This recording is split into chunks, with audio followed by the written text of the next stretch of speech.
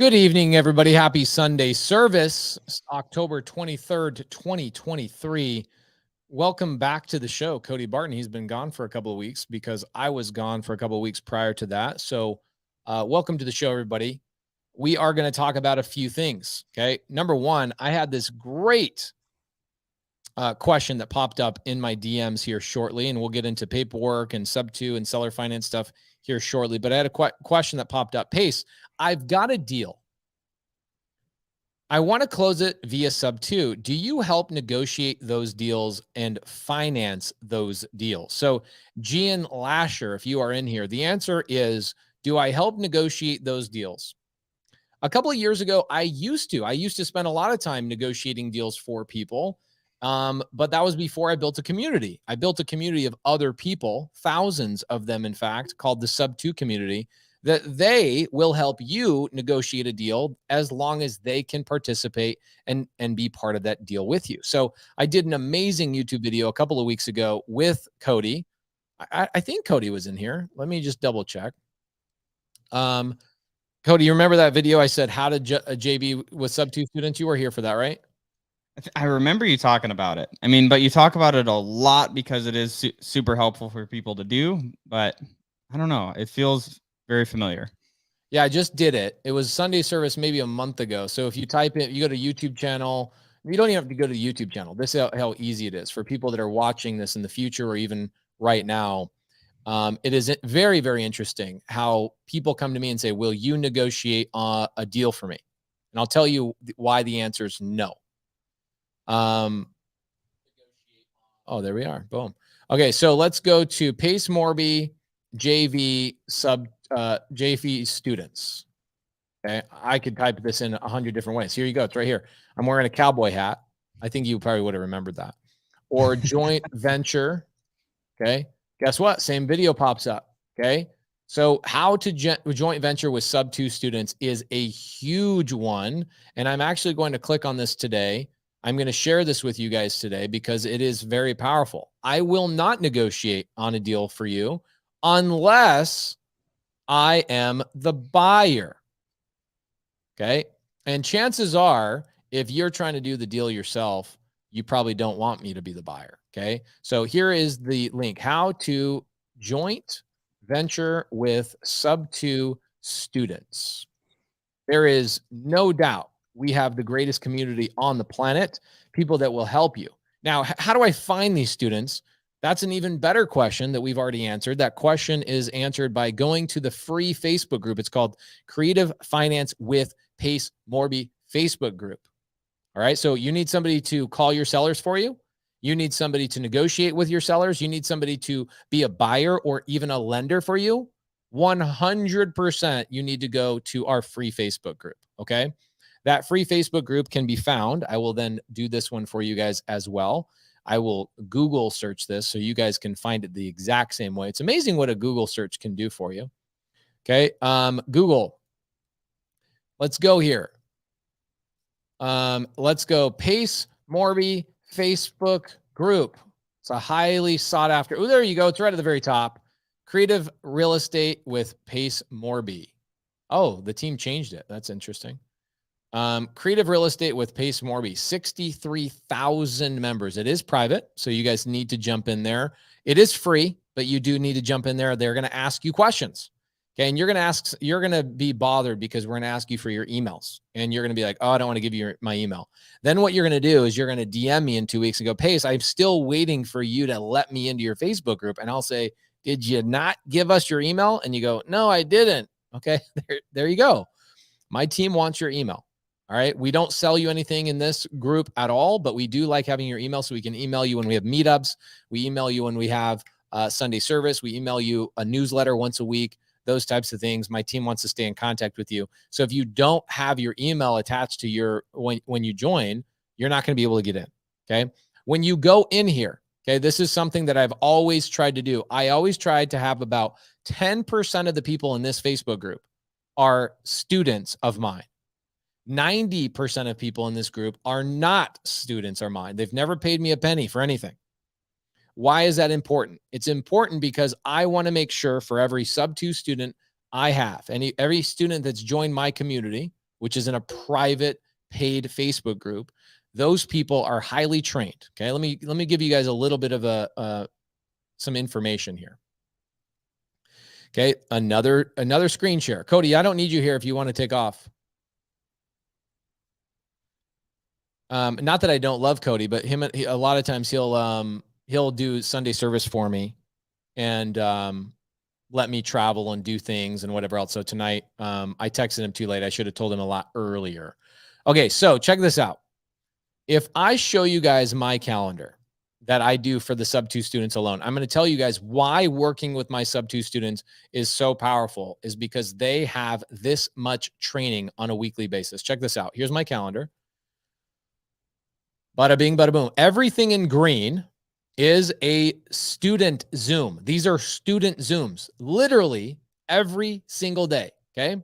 The only ones that are not student Zooms are right here, wholesale hotline and Sunday service. Those two are the only things that are community wide.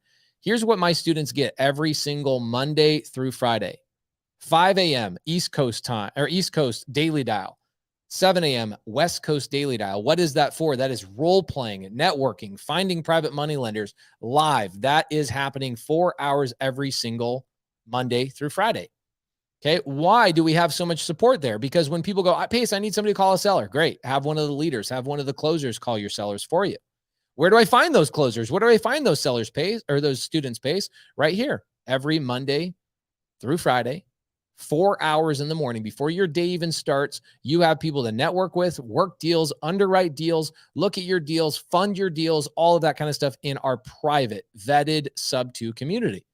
Okay. So if you're somebody that's going to work with a student, this is 1 week of training. Okay. So that's daily dial, role playing, deal working, underwriting, etc. Tomorrow, my wife will work we call it Money Monday with Laura Morby for 3 hours. My wife comes in, she underwrites deals. She shows people how to bird dog. She comps deals for people. She tells people about, and actually will live postpone a foreclosure. That happens on Mondays with my wife. Then I will hang out with the new students on Monday night, right after wholesale hotline. I will do a 5-hour Q&A myself on Tuesday night. Wednesday, my team comes in, Allison and Molly, my team, and we do something called PACE studies where we break down a real deal, show the paperwork, which we'll get into today. We show the paperwork. We show how things work on real life transactions. Some of these deals, 95% of them will close, but 5% of these deals that we show and showcase on Wednesdays don't close because something happens in a live transaction that we have to end up canceling the contract for whatever reason. That happens Wednesdays. Okay. Then my partner, Cody, comes in on Thursdays and does lead generation with Cody. Okay. Then on Fridays, I usually do a special Zoom with a special guest talking about a special topic, whole life insurance policies, 401ks. I'll bring in PCS. I'll bring in social media experts showing people how to brand themselves. Then Saturday morning, I myself get up at 5 a.m. I'm up way before that, but I'm from 5 o'clock to 7 a.m. I do creative finance strategies every Saturday morning, as long as I'm not traveling and speaking. Then we do transaction coordination, paperwork training, and then Elena Tang comes in and does mindset. Okay. Today was Sunday. So you guys can see I did 4-hour Q&A this Sunday, literally every single day for sub-2 students. Literally every day as a sub-2 student, you have high-level training every day. And guess how long that training goes? It goes until I have a heart attack, basically, okay? So if you are somebody coming in and DMing me and saying, Pace, will you call my seller? Guys, I built a community of people that will call the sellers for you. I built a community of people that will negotiate those deals and work with you. And specifically, you want to get sub-2 paperwork, seller finance paperwork, novation agreement paperwork, lease option paperwork, wholesale paperwork. You want to get all of the paperwork, JV paperwork, then work with my students. I will never give the paperwork away because you need to be trained on the paperwork before I hand it out to you. Okay? Make sure that you guys are working with my students. Do not DM me and say, Pace, will you call my seller? Unless you have watched a video about my buy box. Okay. If you guys go back to the video, Pace Morby joint venture, Pace Morby JV with students. In the very beginning, 20 minutes, I give you guys exactly what I am looking for. So if it fits in that buy box, then send me a DM and go, I have a deal that fits your buy box. I would be open to selling this deal to you if you could help me negotiate with the seller. Then all day long, I will help you out. Otherwise, if it's not in my buy box, you need to go and work with my students and have them negotiate with your seller, have them help you raise capital, partner with them on the deal, assign deals to them, sell them the lead, for heaven's sakes. Okay. Whatever you got to do. Okay. Do not DM me and say, Pace, will you call my sellers? Not because I don't want to. The problem is because I do want to. I genuinely want to call your sellers. It's what I used to do for years and years and years. But unfortunately, what got us here, okay, what I had to do to get us to this point will not get us to the next point. And one of those things that I had to let go of was negotiating and being on the phone with sellers every single day. I probably spend 3 hours a week, maybe, on the phone with sellers on a weekly basis, but those are for other students or other deals that I am actively doing. This week, for example, Molly, my operations manager, business manager, she will be getting on a Zoom with a student walking through, not just a student, a seller, and an agent walking through the sub-2 paperwork that will be done live for my sub-2 students. I will then jump into that Zoom, overcome any objections the seller has. I record everything on Zoom so I can give it to my students. So go and work with the sub-2 students. That is the answer. Okay. What's the link for the buy box video? It is the same video as Pace Morby joint venture. Type in Pace Morby joint venture. You will see in the very beginning of that video. Okay. You will see in the very beginning of that video, for the first 20 minutes or so, I actually broke it down. So check it out. I've also done videos about this, but it's so interesting how many people come into my DMs and go, ask me questions. I go, did you know I have a YouTube channel? They go, oh, I had no idea. I was at a Bigger Pockets conference the other day, and this girl comes into our training, and I go, who'd you come here to see? Jerry, Jamil, Brent, or me? And she's like, you. I go, cool. So you watch my YouTube channel? She goes, no. Oh, you have a YouTube channel? I'm like, what? Yeah. Check this out, guys. By the way, thank you so much. We've got 100,000 subscribers coming up this week. So thank you so much. That's a major, major, major milestone for us. I really freaking appreciate it. So check it out. You've got Pace Morby joint venture, commonly searched. Here's the video. At the very beginning, I give you guys, let's go through. I think I do here's a whiteboard video. I tell you what deals I bought this year. I tell you where I bought them. I break down like where I'm buying, why I'm buying them, etc. And then I actually brought in a special guest, one of my students, Eddie Charger, and we talk about how to joint venture and find sub-2 students. Okay. Eddie Charger is one of my students in Atlanta, Georgia. Okay. So there you go. Pace Morby joint venture in the very first 25, there you go. First 25 minutes of the video, 25 minutes, I break down my buy box very, very specifically. So you guys have access to that. All right. So there you go.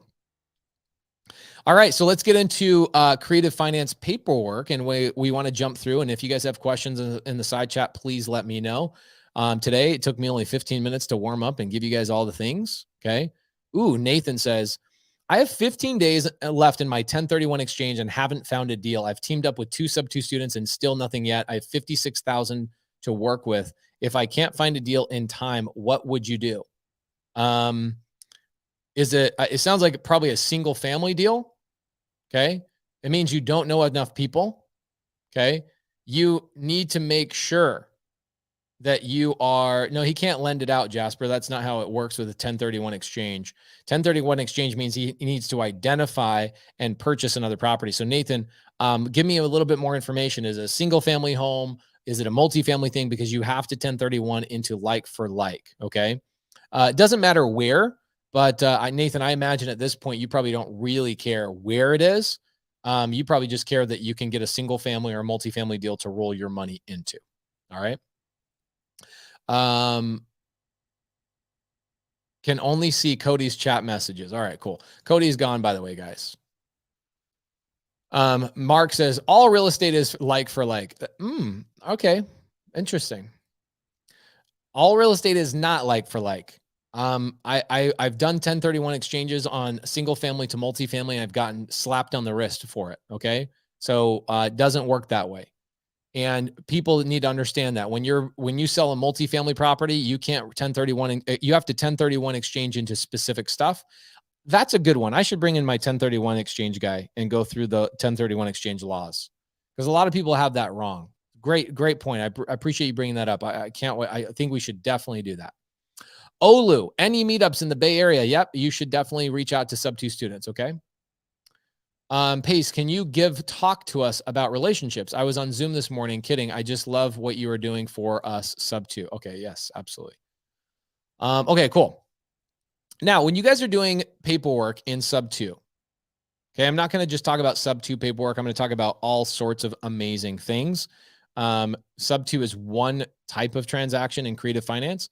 So let's talk about this. I'm going to have Sub-2, what most people know me for, seller finance. Okay. And then you've got lease options. You've got novation agreements. Okay. You've got dating contracts.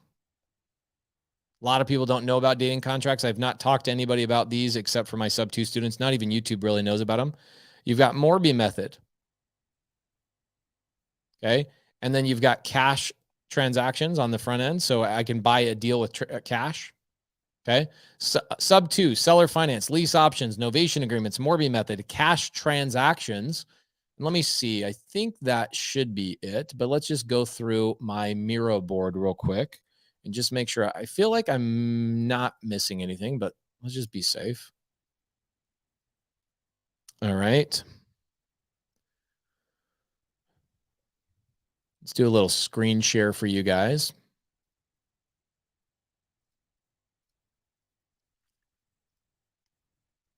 Oh, Miro wants me to sign up. All right. Got it. Thank you, Miro. Appreciate you. Let's go. Come on. All right, here we go. Miro board. This one's going to be really good, by the way. I've got this acquisition infographic and a couple of other ones that I'm building. So if you guys want to see the whole flow of how to acquire a deal, I've built out an entire infographic of this stuff, step by step, how to find an opportunity, what tools you need to do, what actions you need to take, etc., all the way until you get a contract, get the contract under contract.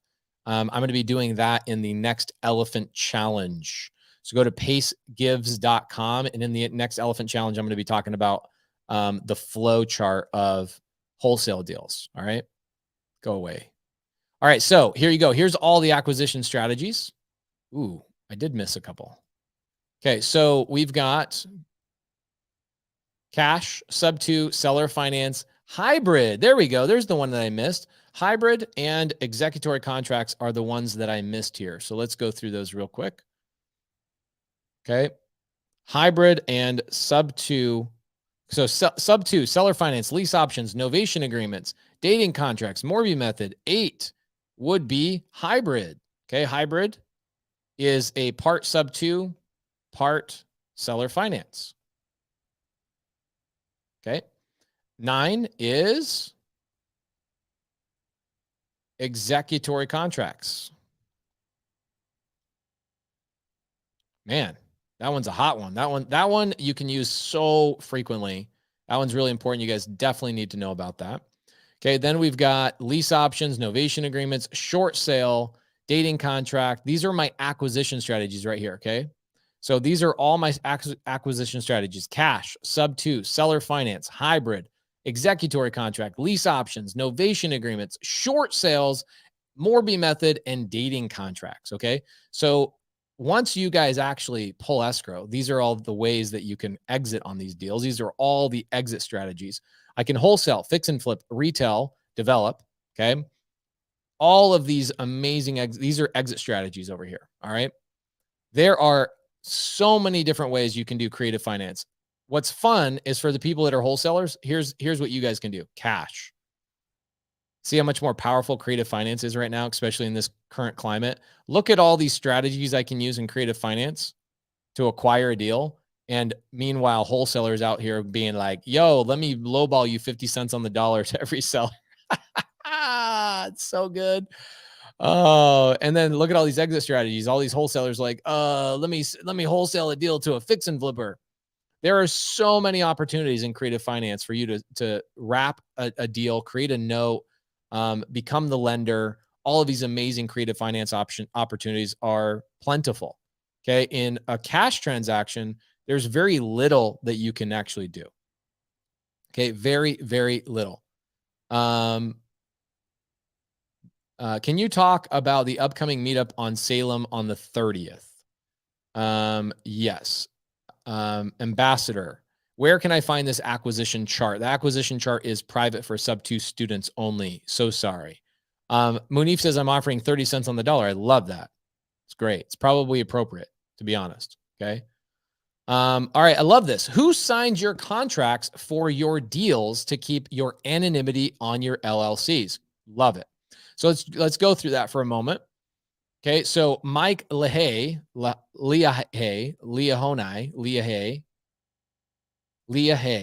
that's got to be it. Mike Leahay.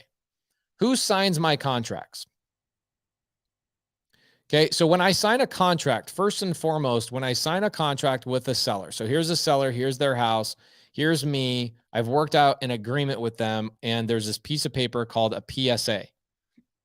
Okay, so this piece of paper called a PSA, a purchase and sale agreement, this contract, I'll name it a C, is what he's talking about. So Mike is saying, who signs your contracts to keep the anonymity for your LLC? So first and foremost, I think your question, Mike, is actually improperly asked, which is perfectly fine. Let me set you straight.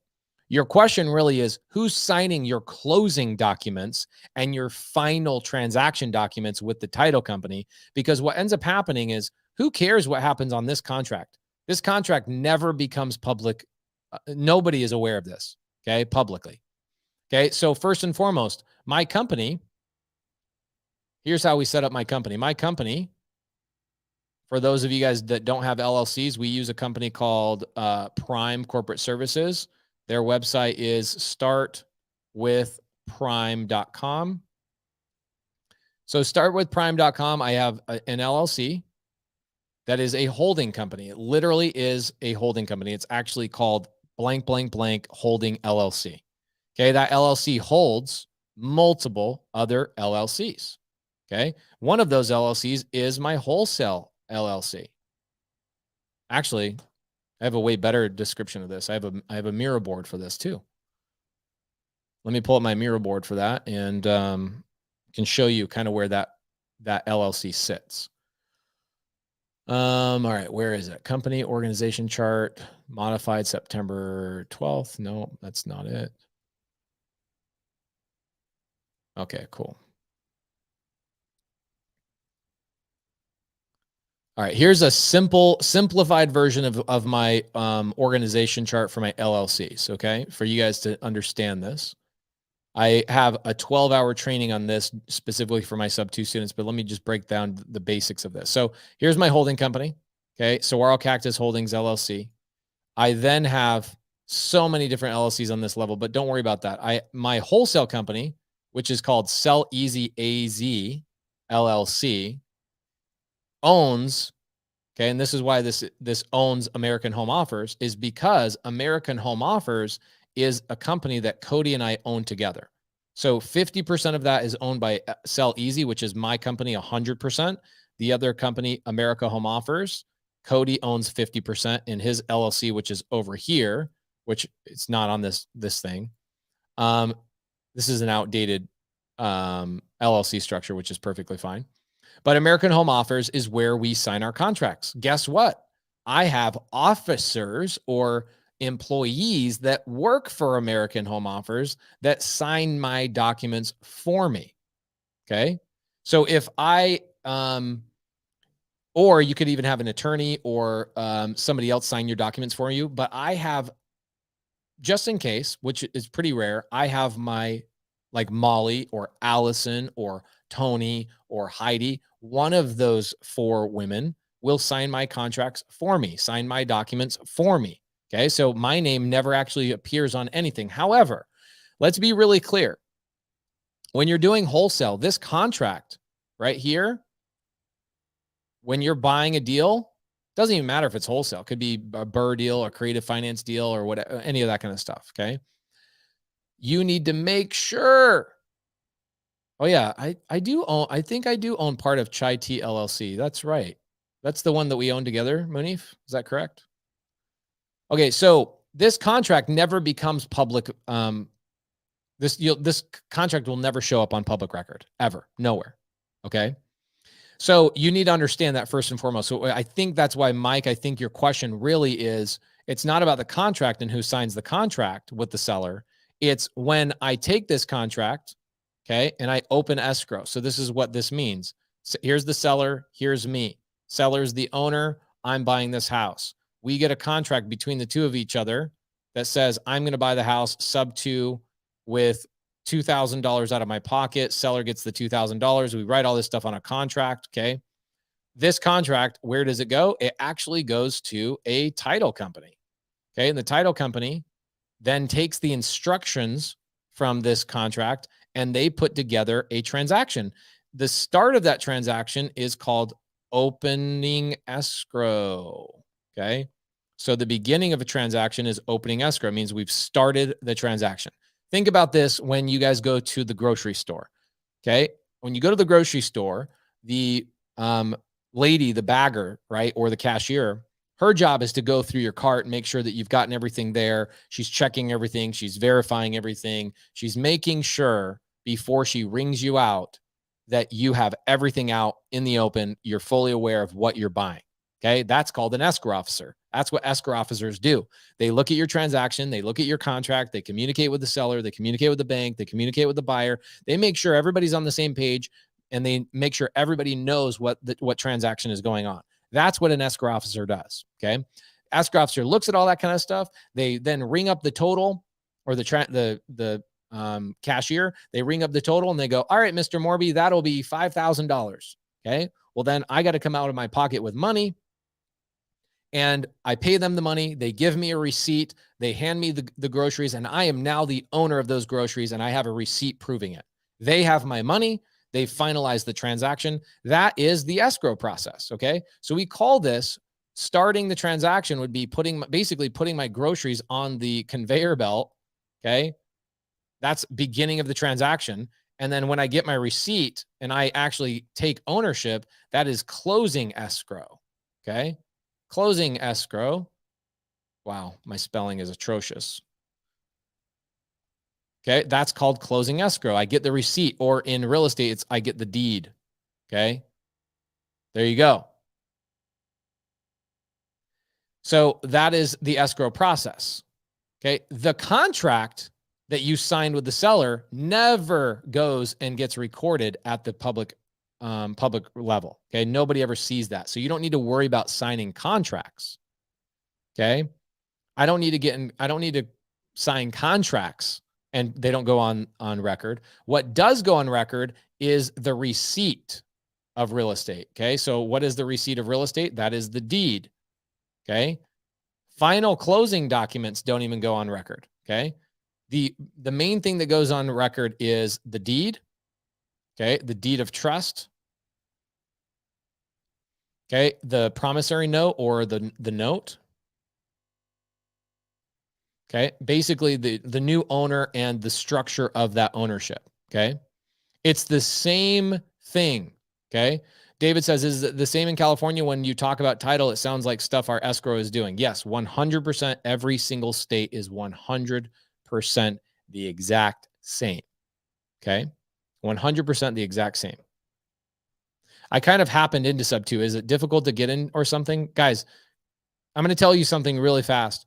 Creative finance is way easier than cash. Okay. So when you guys are buying cash, think about this.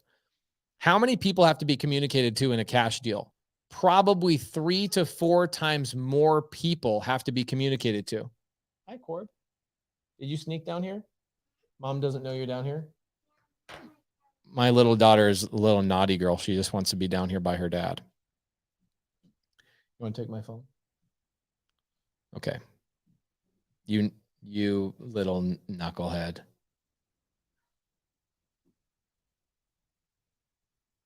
Okay, if you hang out, you gotta relax, okay? Okay, here you go. All right, so creative finance is way easier. Think about this. You go into a homeowner's house. Homeowner wants $100,000. Zillow says the house is worth $100,000. If I'm a wholesaler or an investor, I got to buy that deal at 40 cents on the dollar, 50 cents on the dollar for that to be a good deal for me. As a creative finance investor, I can pay $100,000, but I can do it without money out of my pocket. Which one do you think is easier? Negotiating to a seller that your house is I'm only going to give you 40, 50 cents on the dollar for your house, or being a creative finance investor that I can still wholesale. This is the coolest thing about creative finance. I can wholesale a sub two, a seller finance, a Morby method, a lease option, any of these things, executory contracts. I can wholesale all of them. I can fix and flip all of them. Okay. And I can buy and hold all of them, except for the novation agreement. You don't hold novation agreements. For me, creative finance all day long is 10 times easier. Okay. Facebook user, I wish I knew your name. Okay, I know I'm way off subject, but what camera do you set up for this live? This is a Blackmagic 6K camera. Okay. Robert says, I had a house I wanted to buy sub two. The house has a lot of equity, which made it hard to sell them on it. Any tips on how to get someone to sell sub two when not distressed? Yeah, that's called a hybrid. So they're part seller finance, part subject to. It's a hybrid. You need to learn how to do hybrid deals. Okay. Pace, you mentioned before that you structure sub two deals so that if a buyer defaults, the property automatically defaults to the seller and there's no need for foreclosure. Can you explain that more? Michelle, you need to give me a more specific question about what you're missing on that.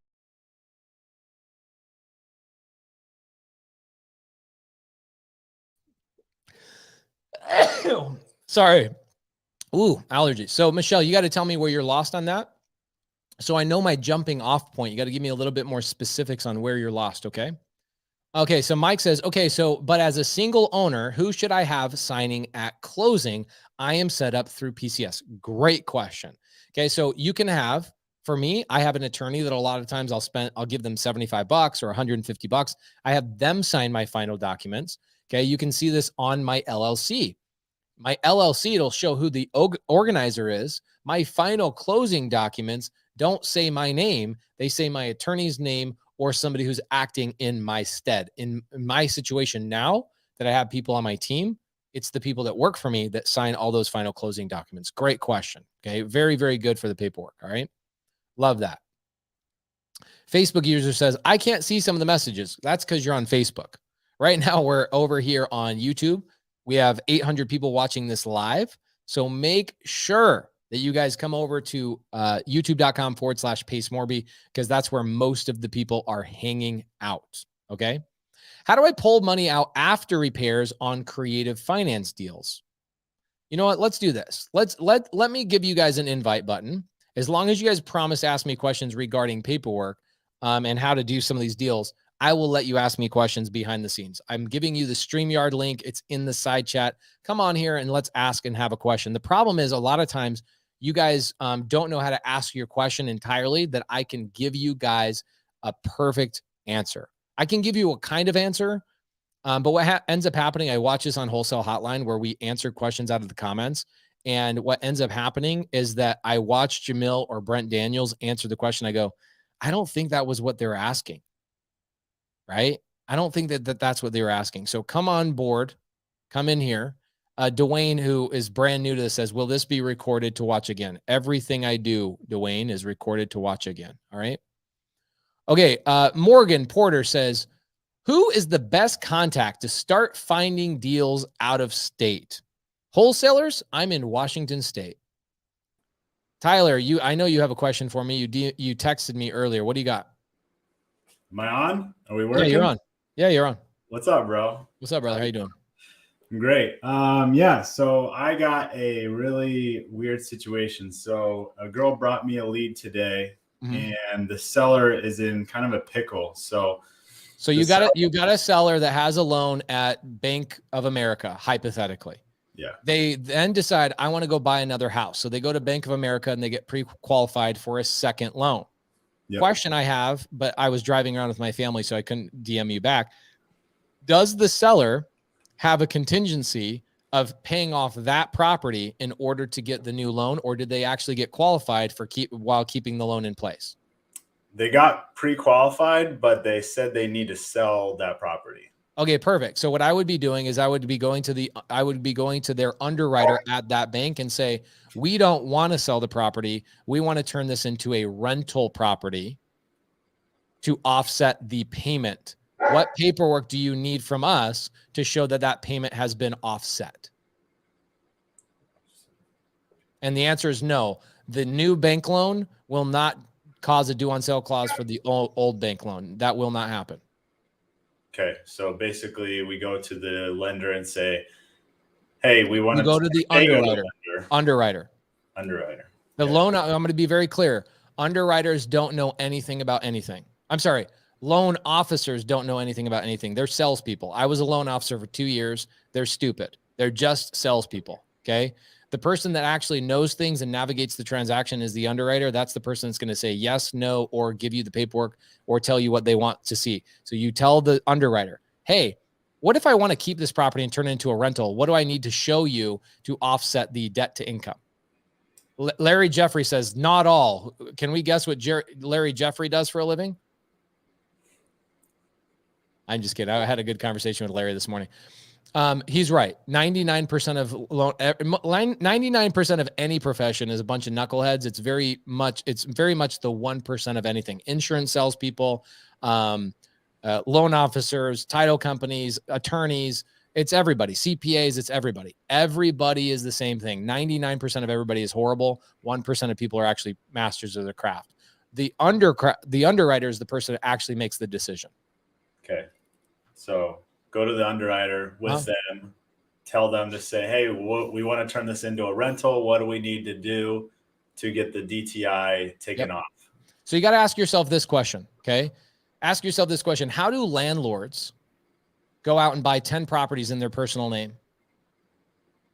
Are they making like $700,000 a year to justify that? No. It's because they go to their underwriter and they say, I want to keep this last one as a rental. How do I do that and get qualified for this next one? And the underwriter goes, oh, it's not a second home. No problem. We'll have that. We'll turn that. Here's how we offset this. We've done this over 400 times, Tyler. You've heard me talk about this about 50 times, probably. Yeah. You're just now interfaced with it for the first time. So now it's finally become important to you. Well, the thing is, I didn't know you go to the same lender. I thought it had to be a different lender. Nope. It doesn't have to be the same lender. None of that. Again, the underwriter, the loan officer that are issuing the loan have nothing to do with a previous loan. It's not even in a similar department. All those people are salespeople. That's it. They're a salesperson and somebody who's issuing a loan or essentially underwriting a loan. Okay. So, not even close to the same department. They wouldn't even have a faint clue whether somebody took that house over subject to. Got it. Check this out before I hop off. So this deal, it's in Mesa. It's in like North Mesa, right off the 202. Purchase price is $615. ARV is probably like $7 or probably $675 now.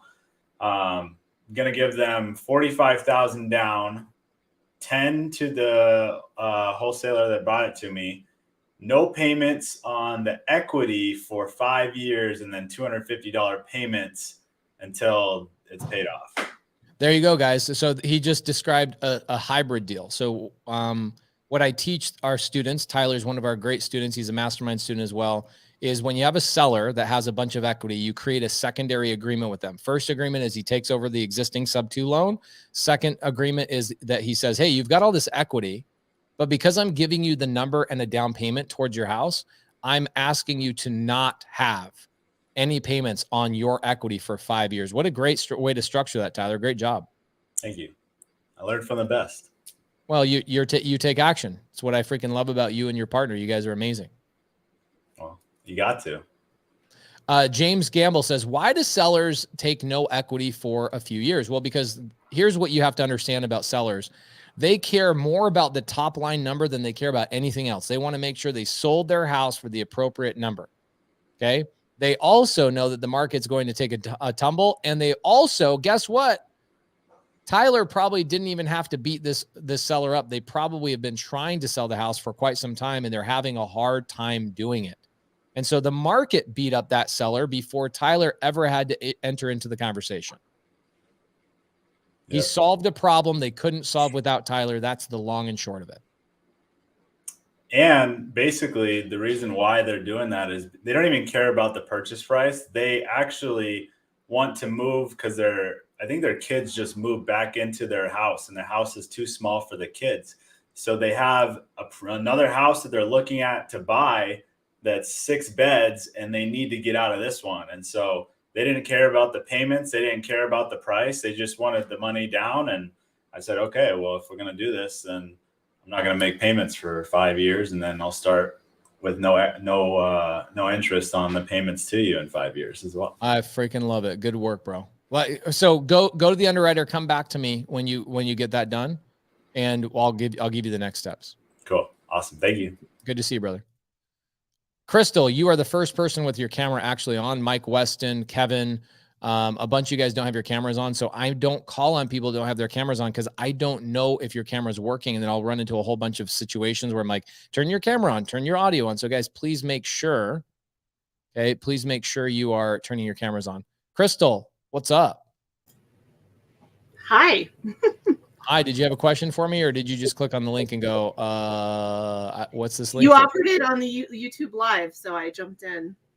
Yeah, the link that I give out is for you guys to come in and chat with me, because what I find is a lot of times people will ask questions in the side comments, and because they don't have the ability to just type out, and there's no like, you can't really get your inflection across through typing. I'm like, hey, come in here and let's have a conversation about your deal or your problem rather than typing it in the side chat. Okay. I was in Gator earlier, and I'm just trying to absorb as much as I possibly can. What market are you in? Where do you live? I live in Denver. Amazing market. We have a lot of amazing students in Denver. Yeah, I know a few of them. Been hanging out with them. Love it. Fort Collins. I've got a deal going on in Fort Collins right now. We're going to be coming up to Colorado probably in about 2-3 months. Hopefully I can see you up there. Yes, I will be there. Awesome. Good seeing you. Thanks. Randy Steadwell. Hey, how's it going? Really, really good. You've got your earbuds in, but your earbuds are not picking up your audio. It's your computer, I think, is picking up your audio. Oh, I am so sorry about that. So, which is all good. It's no big deal. Do you have a question for me tonight, or did you just click on the link? So I do have a question, and they answered it a little bit in the chat, but I wanted to know your opinion on it. Mm-hmm. The difference with seller finance and land contract, and when to use one versus the other. Great question. Okay, so here's the difference between seller finance and a land contract. The reality is a land contract is seller finance under the umbrella of seller finance. Okay, so a lot of people will confuse those things. They'll go, oh, it's different. Technically, they are different. Okay, but everything in creative finance actually is seller finance. Everything is. Novation agreements are seller finance. Lease options are seller finance. All of these things fall under the umbrella of seller finance. More specifically, it's called an executory contract. It's not called a land contract at a high level. Okay, so your individual state calls them land contracts, but my state doesn't call them land contracts. We call them agreement for sale. In Pennsylvania, they call them bond for deed. Okay, so that phrase is called an executory contract. Okay, so do you have a car loan, Randy? Yes. Okay, so you have a car loan. You owe money on your car, right? Yes. Okay, do you know that you bought that technically on a land contract? Yeah. Okay, because they're holding the title. Even though the title has your name on it, they're holding the title for security. They don't release that to you until you sell it, refinance it, or until you pay them all the way off, right? Okay, that's a land contract. So essentially, the benefit of a land contract is that the person who's issuing or selling the property to you gets to have a higher level of security. Hold on a second. Okay. So seller finance benefits. Seller finance, the biggest difference is that you receive what as the buyer? What do you get in return that makes it a pure seller finance deal?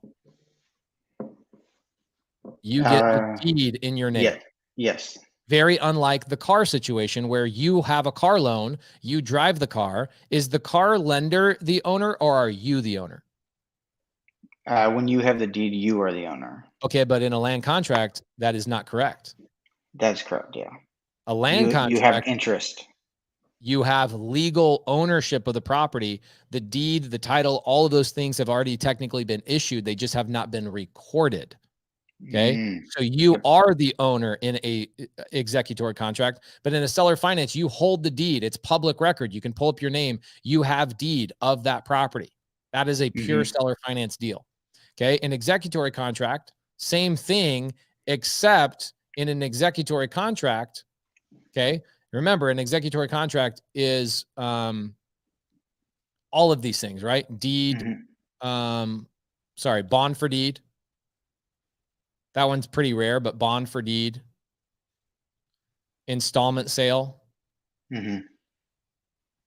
Okay. Arizona, we call them agreement for sale.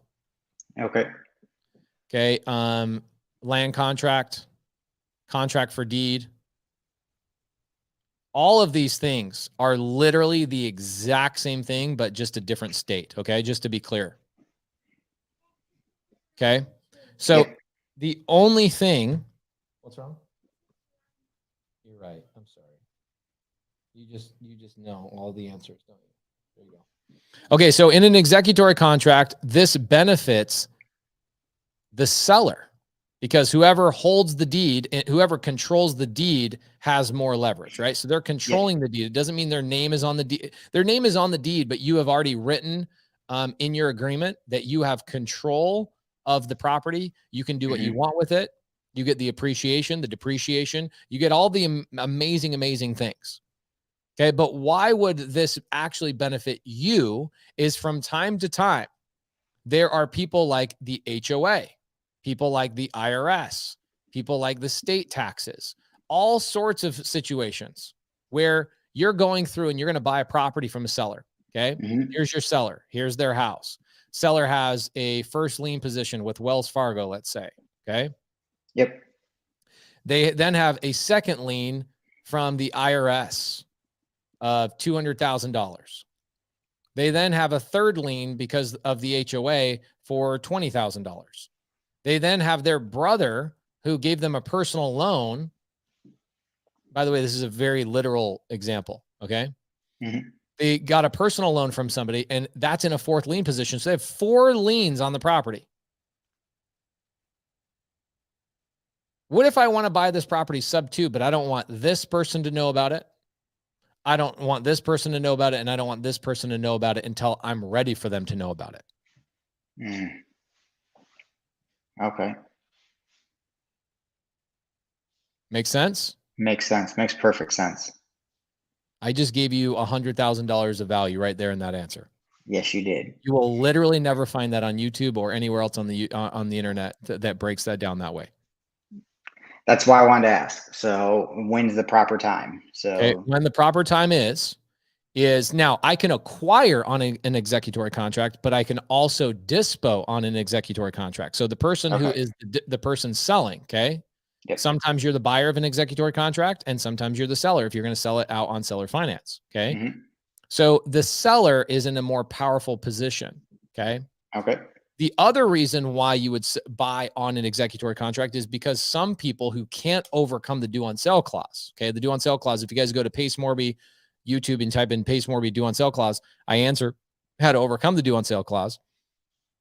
But if you don't have powerful negotiating skills and you have a seller or an agent or somebody that says, what happens if the due on sale clause happens or the acceleration clause or and the answer to that is executory contract. Acquire the property on an executory contract rather than sub 2, rather than seller finance, because what happens is you control the deed.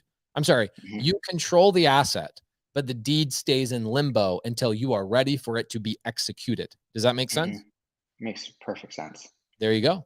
So awesome. All you knuckleheads out there that are worried about the due on sale clause, there's your answer. That's how you overcome that with your seller. 1, get better at negotiating. 2, If you have a seller or an agent that just doesn't understand stuff, then jump over to an executor contract. Nobody teaches executor contracts in real estate except for me. I don't know. I haven't met anybody that teaches executor contracts.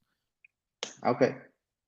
Now, I gotta say one thing, and I want to say thank you to you. By the way, you've inspired me to create my how I run my Facebook group, and it's Metro Detroit Off Market Real Estate Group.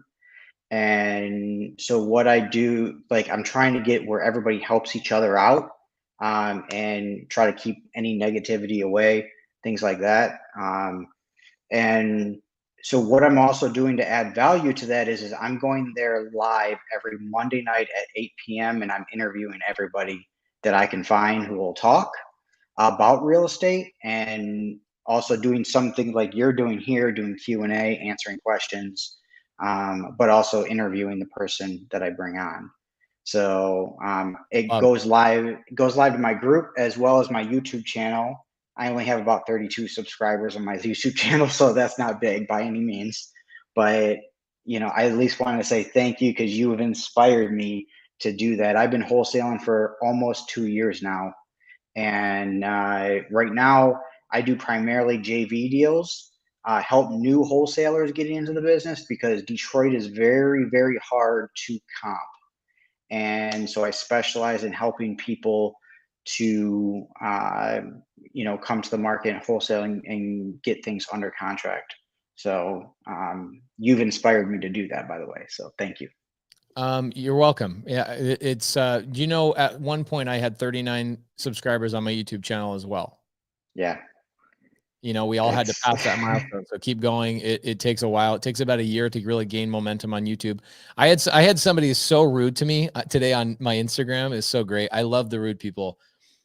This guy DMs me and he asked me a question. He's like, "Hey, where does the money come from to get a sub 2 deal done if it requires a down payment?" I go, "Oh, it comes from private money lenders." Mm-hmm. And he replies back like an asshole. And he says, "Oh, okay. So isn't this the guy that used to drive people around in his car and help them for free? Where's that guy?" I'm like, "What?" And he's like, that's such an ambiguous, non-specific answer. I'm like, "What do you expect me to do, dude? Every Sunday night, I have gone live for like 3 years for an hour and a half to sometimes 3 hours to help people for free. And you got to come and attack me. And guys, you wouldn't believe the DMs you get. You get a lot of just idiot DMs. And the guy's like, "Where's that guy?" So I reply back. And this is the reason I'm bringing it up. Okay. I said, here's the problem. I've spent I think we're at a point right now where we've probably spent $1.6 million on our YouTube channel. Legitimately spent that much money. Wow. Equipment, editing, right? Flying to houses that I own to shoot. We literally spent $5,000 on one video to go and interview a seller. This was so poorly done. I was so pissed off about it. But this is the kind of lessons that you learn. I'll show you this real fast. You'll appreciate this because you're on your journey. Okay. Yep. So I care so much about providing value to people that I will go spend money to interview a seller of why are you selling this house to me for $0 down, 4% interest, etc. Okay. So I have this great video. I just had my team repost it for a second time because they did it so poorly the first time. And I'm not even quite sure if they did it better or worse the second time, but it just happens. You spend a lot of money. Okay. Let's see. 11 days ago, here's the thing is nobody cares about anything if it doesn't benefit them. Okay. Right. So like, look at this. You'll see the videos that are like, okay, if it's salacious or false advertising, then people will watch it. Okay. Or if it's like, oh, there it is. This is the video he made a comment about. Cause I was talking about, I used to drive people around in my car, which I don't do that anymore. I will randomly do it. I did it about a month and a half ago. I drove people on like a 5 or 6 hour road trip and just picked 3 random people. Yeah. But people do not care about anything unless it benefits them, which is perfectly fine. And I'm okay with that. But there's this one video I did where I just redid it. Let's see.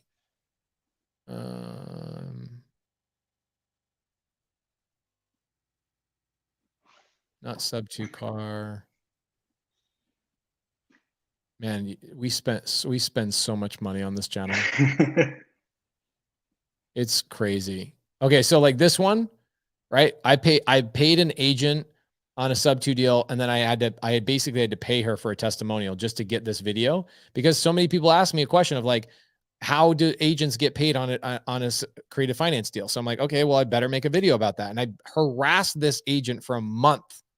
People do not understand how much freaking time and energy it takes to harass people to make one stupid video, right? Yep.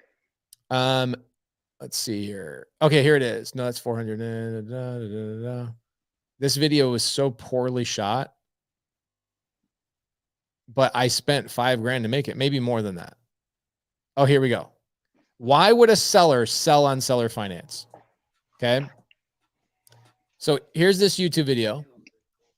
My team doesn't put, the guy speaking. Oops, my bad. The guy is speaking in such a heavy accent, and they of course don't put any subtitles on anything. You don't see anything. My team didn't turn the camera sideways. I flew to Texas with my video guy to make this video to answer this question. Why would a seller sell on seller finance? I remember watching this video. I watch all your content, so it's phenomenal information. Yeah. But it cost me $5,000, and my team did such a piss poor job of it. Wow. So bad. You know, it's a learning experience. And I was like, okay, well, I got to point the finger at me, all that kind of stuff. It means the world to me when people are like, hey, I was inspired by this. I'm like, yeah, thank you. Because I don't think people realize how much time and energy we put in this YouTube channel to help people. Okay. And, dude, keep doing what you're doing. Keep helping people. You'll get way past me. You'll beat me. You'll get to 200,000. I know how much it takes to do all of it, because I actually used to be a photographer, and so I used to do commercial work a lot. I did it for about 10 years. So I'm 39. I know I don't look like it, but I'm on my third career right now, and that's not real estate right now. So I have a day job, a 9 to 5.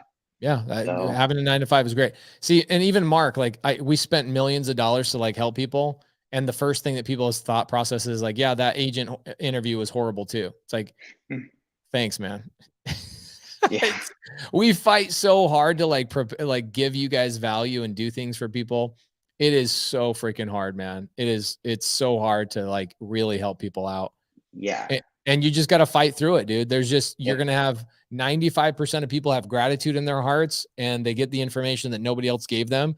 And 5% of people just turn into complete assholes, and they're just going to pull you down, negate you. And then you go, this is what you do. You go, I am so grateful that you showed me how hateful you are, so I never have to deal with you ever again in the future. Most definitely. It's the best. I'm so grateful to people that are hateful. Yep. So, and Jack is right. You can't please everyone. No. But thank you for that. Great question. Maybe I'll do an executory contract training on Sunday service at some point, so I can give you guys a little bit more in-depth knowledge. The challenge with creative finance is you guys can't get this stuff in like an hour and a half. My sub 2 students know that like it literally takes, just on sub 2, I probably have a good 60 to 70 Zooms just about sub 2. That's not seller finance, lease options, hybrids. That's not wraps. That's not novation agreements, dating contracts, Morby methods, none of that stuff. It requires so much more than just a podcast on YouTube. You know what I'm saying? Yep. But good job, bro. Agree. Keep doing your thing. Make sure you put your Facebook group in the side so people can join. Awesome. I definitely will. Cool. Mike Weston, what's up, dog? Hey there, Pace. How you doing? I'm good, brother. How can I help you? Oh, I first want to say thank you, and thank you to the sub 2 community. I've been a student for just a little over a month now, and everybody's been so awesomely helpful. People have jumped on calls with callers for me. And so my question is, we did submit a offer for a seller finance deal, and there was a for sale by owner agent involved that kind of didn't help the situation very much. But one of the things she said that I had a question about, she said our offer for 0% interest is below the APR. But the part she said, which may present serious tax issues for the buyer and seller. Okay, so there's something called imputed interest, Mike. I'll talk to you about it this week on Tuesday. Come to my Q&A on Tuesday night. Okay. And I'll break down imputed interest for you, okay? Because that's what they're referencing. Gotcha. The IRS gives a guideline, not a requirement, but gives a guideline for charging interest on a seller finance deal, okay? And the interest rate, they say, what's the purchase price on the deal? It was $399,900. Okay, cool. So there's a couple of ways to mitigate this. Number one, don't care about it. That's number one. Okay. Where I learned this stuff, Mike, was actually from a CPA that sold his house to me 0% interest. And I was like, aren't you worried about imputed interest? And he's like, you show me one time the IRS has ever slapped somebody's wrist or done anything and gone after this guideline. It doesn't exist. It doesn't happen. Stop worrying about it. I was like, really? And he goes, really? So we sat down for about 2 hours and he showed me all his experience. He's like, I've sold over 40 properties on 0% seller finance. All I care about is if my property is worth X, I want X times 1.25. I want 25% over my retail value, and I'll sell my house to you at 0% interest every day of the week. And I go, okay, great. So I learned it from him, and then I went and doubled down with attorneys and touched base on all that kind of stuff. But it's imputed interest. The IRS has a guideline, okay? And the guideline says that a seller, anything over $150,000 needs to be charged at I think it's currently 1.5 or 1.9% interest. Okay. Not sure. So Okay. the agent, I don't know where the agent's getting that, but there's no way that agent got that information from themselves. Okay. Agents don't even know how to comp deals and value real estate, let alone imputed interest. Okay. So that might have come from their broker, right? They might have taken the contract, gone to their broker and said, blah, blah, blah, blah, blah. And the broker might have come back and said, well, no, they need to be charging interest. So first and foremost, Mike, what I know you're new to sub 2, but what I teach is I don't ever say 0% seller finance in any of my offers. We always say principal only payments. Okay. When people see 0% seller finance, it triggers something in them. Make sure you say principal only payments. It goes away from the percentage conversation every day of the week. Got it. Okay. So come in on, what I would do is come over on Tuesday night and I'll break down imputed interest to you for a little bit more. Okay. Sounds awesome. Definitely appreciate it. Good job. It feels good to submit an offer at principal only, right? It really does. I'm ready to do some more. It's crazy. Yeah. You need to be submitting an offer a day, man. You'll be buying a deal a week. Yes, sir. That's what I'm talking about. Okay. I'll see you on Tuesday. All right. Sounds good. Thanks. Thank you.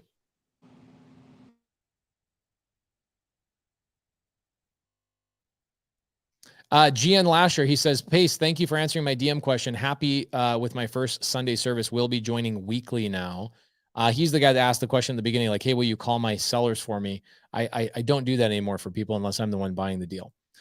Project Funding says, Pace, can I show you how to get $20,000 cash money out of each deal using tax credit within 2 to 4 weeks of each deal, using this money for entry fees, new creativity? DM me. Let's talk about it. I've heard of this kind of stuff and I've not seen anybody that's been able to scale it. So DM me, let's have a conversation. Okay, please. Okay. Somebody says, how do I join as a sub 2 student? This is what I always tell people. I said the sub 2 mentorship is sold out in most areas. If you guys want to get in, you either have to get a referral from another student. So connect with students, or there's a link to see if there's an opening in the side chat. Okay. All right. Dahlia. Hi. Dahlia, are you having a party at your house right now? No. Okay. There's people here, but no parties. How can I help you? Do you have a question or did you just want to hang out in the backstage? I'm sorry. I was just listening. Oh, I love it. Okay, great. So guys, this is what happens sometimes when I give out a link. Some people are like, hey, I'm already listening right now, but I'm going to come in and listen behind the backstage. If you guys get the question for the backstage, then you really need to make sure you have a question. Okay. All right.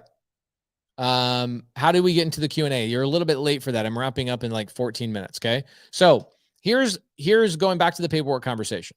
Okay. We answered a bunch of questions about paperwork and all of that kind of stuff. But here are the types of contracts that you guys are going to want to worry about. Okay. You've got sub 2, seller finance, lease options, novations, dating contracts, Morby method, cash transactions, hybrid. That's what Tyler brought up a little bit earlier, and executory contracts. Okay. So I'll tell you, when you're doing a deal with an agent,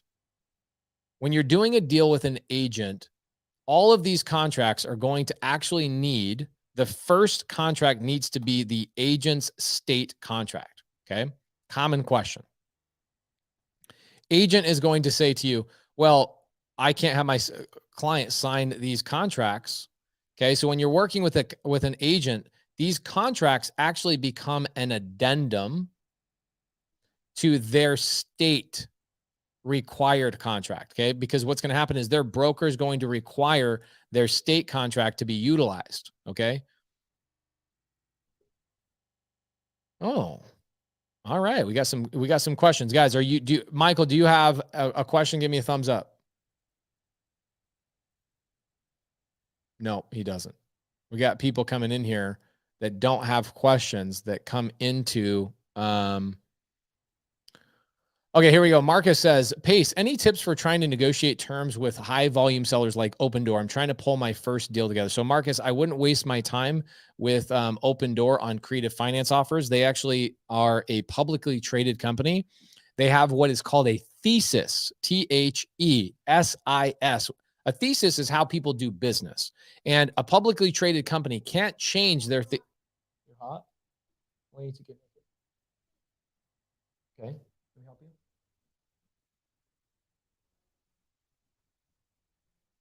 Okay, so a publicly traded company can't change the way they're doing business, okay, because they raise private capital from big companies. In fact, when I was working with Open Door about 8 or 9 years ago, I remember them bragging to me that they had just raised $300 million in one meeting with Wells Fargo.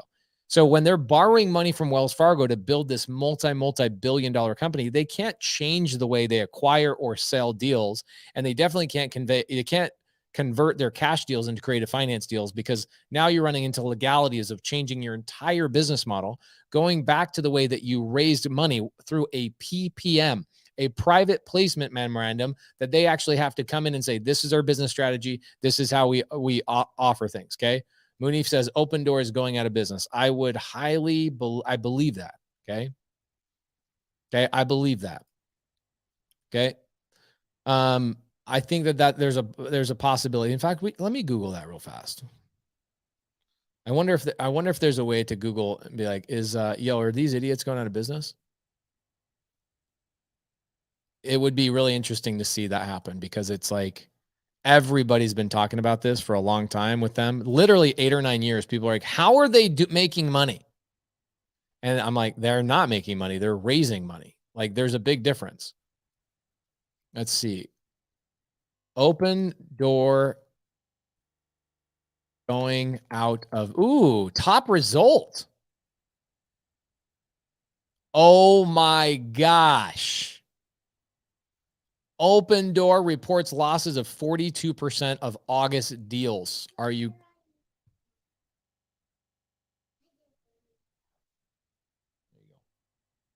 Holy smokes.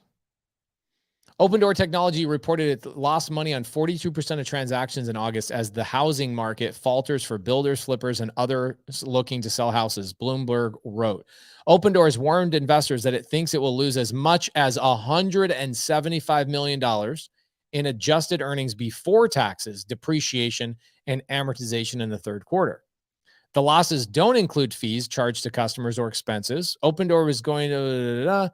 This comes after Open Door has faced a fine from the Federal Trade Commission over reportedly tricking consumers or customers into thinking they could make more money selling their homes to Open. Oh my gosh. The FTC fines Open Door $62 million. Oh my word, bro.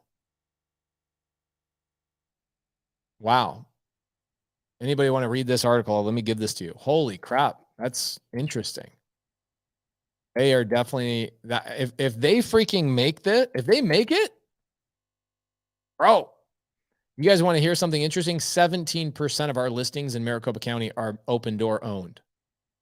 17% of listings. It's crazy. Donovan says, I remember when Sharon Brown from Open Door called me and scolded me for selling them so many properties and told me wholesalers were the scum of the earth. Okay, so Maj says, does that mean we buy properties that Open Door currently owns? I think you guys could probably lowball them, but they're not going to sell to you on terms. They're going to sell to you on cash. You need to lowball them. Okay. Helen says, major sidetrack. Yeah, sometimes that's what happens, right? Sometimes that's what happens on a live Zoom or a live podcast. Really interesting. Super interesting that that's the case. All right, cool. So when you're doing deals with an agent, okay, you guys are going to run into agents, and the agent is going to represent that seller and their house. Okay, this agent is required by law to use in Arizona we call it the armless contract, or just the Arizona standard contract. This is a contract that the agent is required to use. Okay. So what you'll end up doing is you'll end up doing a standard armless contract right here. Boom, boom, boom. And when it says the sales price, or it says any of those types of things, you'll want to say see attached. Okay. And then your documents. Okay. These are the documents that are required for a sub 2 transaction. Is you will then have a sub 2 contract. Okay, that's one addendum. Second addendum you'll end up having is you'll have a sub 2 acknowledgement. Okay, disclosure doc. This is about 3 or 4 pages. You'll then have a POA, power of attorney. This is very critical. You have a power of attorney for the mortgage. And you'll also have a power of attorney for the insurance, power of attorney for insurance. Okay, now you'll have these documents. And then what will end up happening is these are required documents that you need to have with a sub 2 seller finance deal, novation agreement, all these types of things. Okay, instead of it being called a sub 2 contract, to be called a seller finance contract. Instead of it being called a sub 2 acknowledgement, it's a seller finance acknowledgement. Now, here's what you need to understand is that the other things like the performance deed, you guys will hear me talk about the performance deed. Okay, performance deed or deed in lieu. Okay, or the other documents. Let's see, what other documents? The note and deed of trust, right? So the note and deed of trust. These documents are actually created by the title company or the closing attorney, depending on what state you're in. Okay.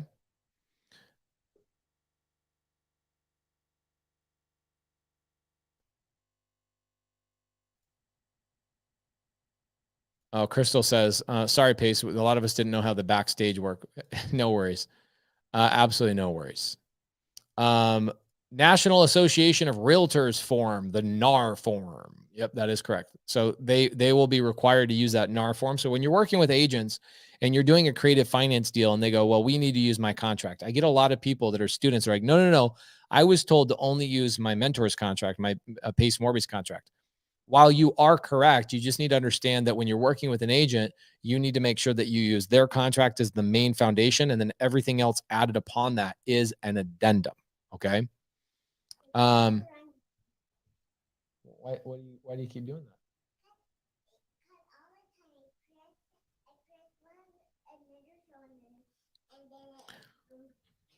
All right. Such a cutie. All right. So here's what I'm going to do. This next Sunday, I'm actually bringing in a escrow officer of mine. Okay. I'm bringing in my escrow officer. We're actually going to walk through the paperwork next Sunday. So mark your calendars. Next Sunday, we're going to be doing that. I will be bringing in my escrow officer in my Arizona title company. She will be walking through and showing you guys step by step on the mindset, or not the mindset, but the mind map of we open escrow, we then do this, we then do this, we then do that, and we walk through and bring you guys that entire thing. David Williams, do we still need the addendum in states like Arizona? You need the addendum everywhere, David. You need the addendum in every state. Okay. Elaine says, Pace, I thought you were going to be in Salem next Sunday. I will be in Salem next Sunday.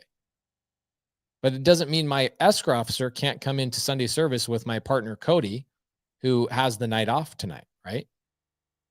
Don't worry, I got it managed. I know how to run my own podcast. I know how to do my own stuff. We've been doing this for 3 years. We know a thing or two. All right.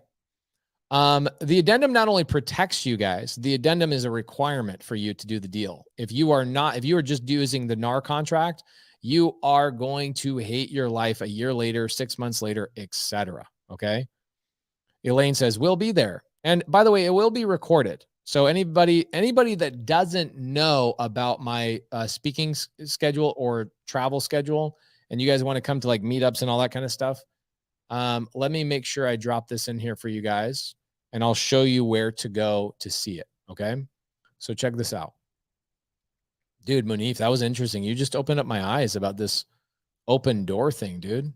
I haven't even been keeping tabs on Open Door in like, I don't know, 6 months. I haven't even cared about them. All right. So right here, guys, if you go to that link, it's a Shorby link, and you'll click on the very top one. If you guys want to register for the Elephant Challenge, it's down here. You guys want to watch our TV show, it's here. You want to watch our YouTube channel, it's there. I hope you guys are subscribers to the YouTube channel. Here are the places we've already visited this year. Okay. So many people DM me and they go, when are you coming to Miami? I'm like, I've been to Miami 3 times this year. When are you coming to Vegas? I've been to Vegas 5 times this year. When are you coming to Coeur d'Alene, Idaho? I've already been. Fort Collins, San Antonio, Austin, twice. Atlanta, 5 times. New York, New Jersey. These are areas we've already been in the last 8-9 months. Okay. So we've got a meetup this Thursday. There's the link. That's in Arizona. Golden ticket event for sub-2 students only. We're doing a Halloween themed golden ticket event. Boston, Massachusetts, right here. Here's the itinerary right here. Okay. Being ran by Suzanne Sharkey and Justin Tumanowski. I then have the Elephant Challenge the following week. I will be in Orlando the week after that. I then will be in Texas right here for my private investors, Dallas, San Angelo, Corpus Christi, Houston, Arizona. I'm going to be doing my sub-2 mastermind. My last one for a very long time. This one's been sold out for like 6 months or something like that. And then we've got Fresno, California. That's coming up November 19th and 20th. Elephant Challenge again. Arizona Sales Boot Camp. All this. Anyway, you guys get it. I'll be in, let's see, Elephant Challenge, Arizona Boot Camp, Golden Ticket event. This one's going to be great for any of you sub-2 students. Make sure that you guys are emailing Melissa to get on the list. We're going to poll everybody in the Facebook group, the private sub.